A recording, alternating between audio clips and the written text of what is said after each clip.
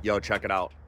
That is one of my kids working on a Volvo that he got from somebody in my family for free that's been like stuck in a bush for like 40 years or something. I don't even know how old it is. It's from like the 80s or something like that. So it's kind of nuts. It's in some really bad shape. It needs a ton of work.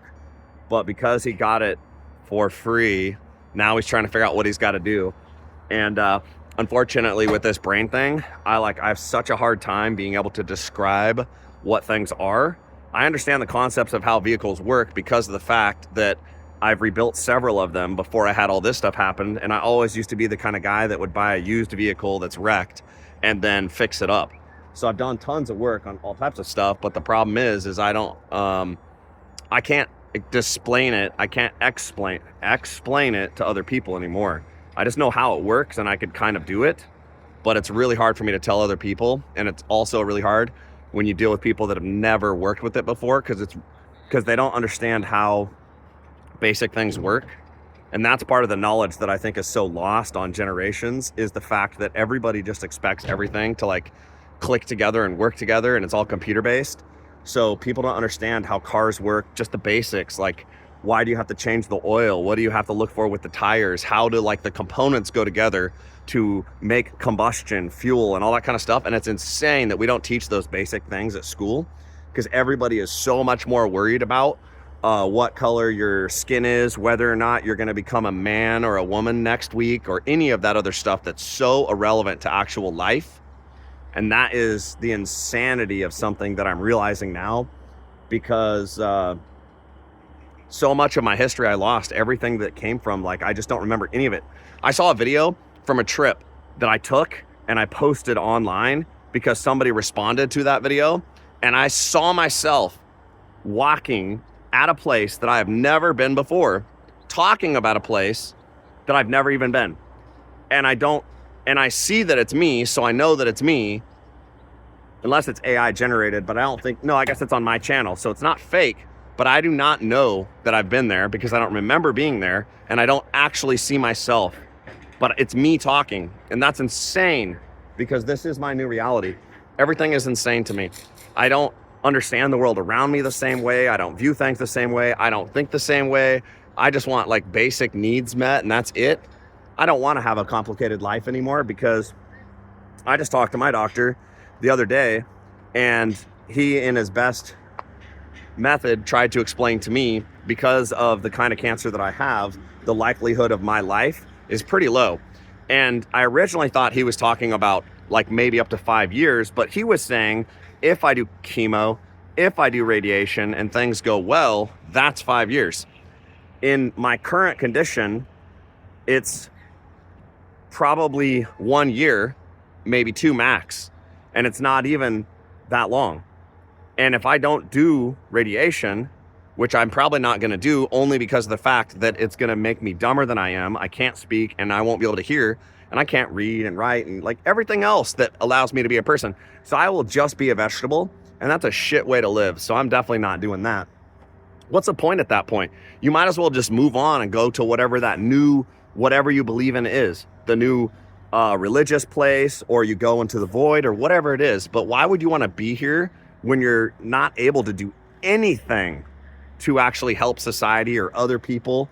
And all you would be is a burden, because that's all I would be to my family, is a straight up burden. If I can't even speak or do anything, that would be pointless. So that's probably why I'm not going to do that. But something could change if it's like, you're dead tomorrow. So whatever, I have to figure out a little bit of that still. And supposedly I'm going to be taking some kind of a chemo thing or some new whatever that I'm starting hopefully within a week. And it's a gamble, because it's kind of like I can't tell you what it's called, but it's basically like a trial or something like that. So it's going to take 3 months or 6 months or something like that. And if my tumor grows too big and it doesn't work, then I'm basically dead no matter what. So at least I get to make my own choices, live the way that I want to, and be as free as I can be in the situation that I'm in. So this is stupid and hard choices that you should ever have to make, especially when you're young. And it'd be way better to just die immediately, or die in your sleep, or go do almost anything, get in a car accident, whatever, where it's like that happens, but getting cancer and having that just like ruin your life and put some kind of a chokehold on it, where now you have some like, you're just gonna die basically, and you can't do anything about it, especially when it's up in your brain. Man, that is freaking cracked out. And what sucks about it is, as a human, obviously, if you have enough brain power, you got to think about that kind of stuff. And even though I've kind of made my, like, I can't even tell you what it's called anymore because I forgot, but in one of my other videos, I already talked about this, but I've already accepted it. I basically already accepted it. So it is what it is. I can do as good as I can, but I don't think anybody else around me has accepted it yet. And everybody else thinks that I'm pretty normal and that like, I'm just still going to live for 40 years and whatever happens. And I mean, who knows? Maybe magic is magic, but I sure wish everybody else would start waking up to the reality that I have maybe 2 years left to live. And this is the only time you're going to have to spend with me. So if you want to wait or make my life hard or make it more complicated, I mean, do it, I guess. But that sure is a shit way to look at things and to think about when you have somebody else that you know is dying, literally dying. You can either spend time with them or not. And if you're going to make their life worse, then just leave them alone. Why would you even bother them?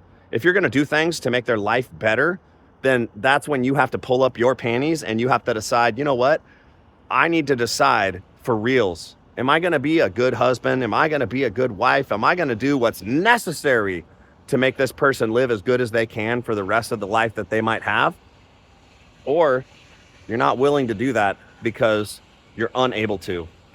And you know what? For me, as a human, I would much rather have somebody tell me that they just can't do it so that I can move on and do whatever I want to for the rest of my life, the little bit that I'm gonna have, or to just step up and do it.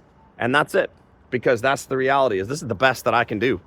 And this is early morning. This is when I feel the best and I think the best. And I have no idea what to expect because everything changes in my life all the time based on how I feel, based on the food that I eat, based on the drugs that I'm taking. I mean, everything affects me now. So I might be talking like I'm a normal human right now, and in an hour, I might be a 4-year-old kid.